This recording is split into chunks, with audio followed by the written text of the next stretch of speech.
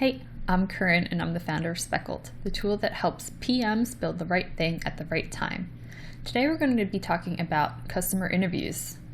What are the challenges of them? Why should you have them? And how can you handle the three parts of a customer interview? All right, so the challenges of a customer interview, especially if you've never done one, is first nerves. It can be a little nerve-wracking to talk to someone that you don't know. I remember the first time I did it, I had a full script and I had all these questions lined out, and it kind of went according to script at the beginning and then it just kind of all veered off. And honestly, that's how a lot of customer interviews go. You're going to start broad and then you're going to dig deeper into some things that you hear, and it's definitely something that takes a little bit of practice. You might want to get a few rounds of them in and you'll see what I mean by you have to sometimes let it flow. Okay, the other thing is you want to make sure you conduct these interviews without bias. And another challenge is asking questions that will give you good answers. These are real data, not just when the interviewee regurgitates things that they think that you want to hear. Okay, so those are some of the challenges, but they are a great thing to do.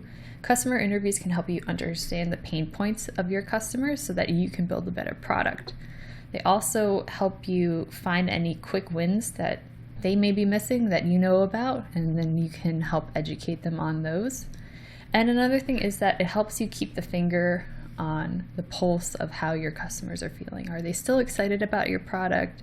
How are they feeling? Are some of them fed up with something, annoyed with something? Are they really happy? Are they really looking forward to something? It's a good way to keep a finger on the pulse of your customer base. Okay, so those are some of the opportunities. Now let's talk about the three parts of a typical customer interview. Okay, so the beginning of the conversation. This is where you're going to introduce yourself, who you are. You're going to thank them for joining you. It's also an appropriate time to ask if you can record this conversation. If you are using this customer interview / conversation to try to validate something, do not tell them about that here. This way, they don't really know what you're looking for. Like, they're not going to give you answers that they think you want to hear. They're going to give you their real answers. So make sure you don't mention that in this part, and that this part is just really quick. Say, hey, thanks for coming. I'm Corinne, I'm the product manager, and I'd love to hear a little bit more about how your company is using Speckled and what other problems you may be facing. Something like that. After you've done your little intro and maybe you've asked them for a little bit of information about them, it's time to get into the meat of the conversation. To do this, we're going to start with a few softball questions. We're going to start broad, and then we're going to go deep. So some of these softball questions can be things like, what are your big goals and focuses right now? Another one is, what are the top problems with X right now?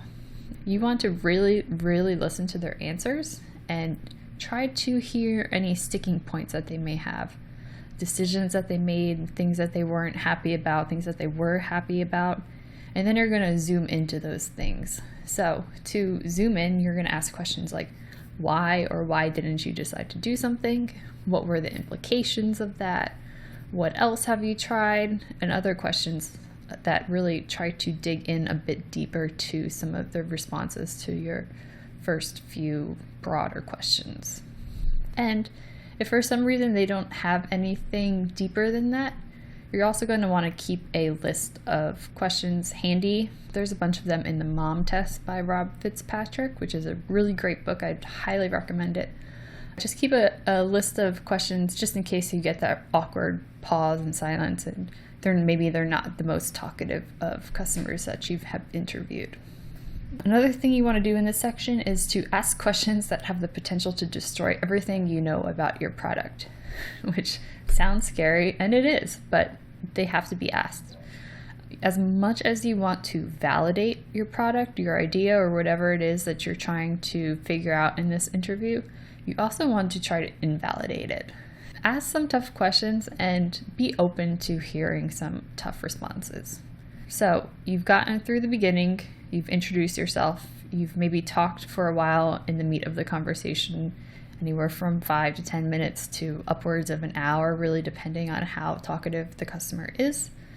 Once you feel like you've gotten to a good place and you have heard what you think you need to hear, or time runs out, it's time to wrap up the conversation.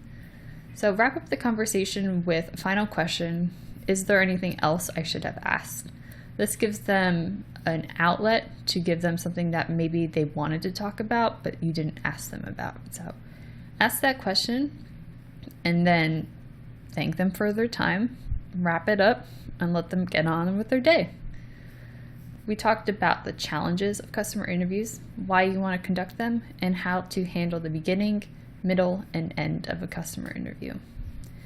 If you like this content, be sure to subscribe to our newsletter at getspeckled.com/blog. Just drop your email there, and every Sunday we send out the top stories for PMs at small software companies. And in the meantime, go do some customer interviews.